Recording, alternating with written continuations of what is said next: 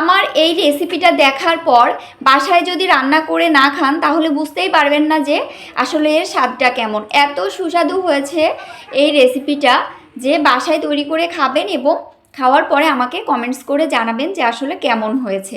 তো আমি এই রেসিপিটা রান্না করার জন্য প্রথমে মসুরের ডালগুলোকে সুন্দর করে ধুয়ে কড়াইতে উঠিয়ে দিয়েছি। এখন এর ভেতরে দিয়েছি রসুন, পেঁয়াজ এবং কাঁচামরিচ, দিয়েছি সামান্য পরিমাণ লবণ।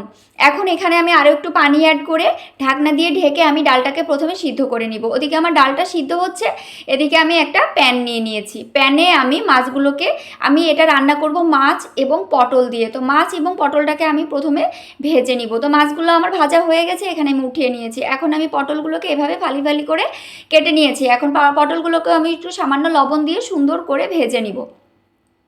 তো এইভাবে আমি উল্টিয়ে পাল্টিয়ে ভেজে নিয়েছি পটলগুলা। এখন এদিকে আমার ডালটাও সিদ্ধ হয়ে গেছে। ডালের ভিতরে আমি এখন একটু সামান্য হলুদ গুঁড়া দিয়েছি। এখন দিব আরও একটু পানি। তো পানি দেওয়ার পরে এই ডালটা আমার একটু হালকা সিদ্ধ ফুটে উঠলে পারে আমি এখানে এই যে পটল এবং মাছের ভাজিগুলো এখানে যোগ করে দিয়েছি।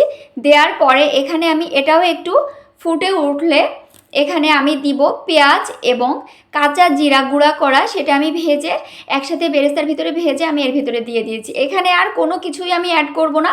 এখানে আমি দিয়েছি একটু তেঁতুলের ভেজানো পানি। এটাই হচ্ছে এই রেসিপির মেন ইনগ্রিডিয়েন্টস। এটা দিলে স্বাদটা অনেক সুন্দর হয় এবং খেতে এত সুস্বাদু হয়। তো এই যে ফাইনালি আমার রান্না কমপ্লিট। তো আপনারা বাসায় এই রেসিপিটা রান্না করে দেখবেন, খেতে অনেক মজা হয়। তো এই ছিল রেসিপি। আল্লাহ হাফেজ।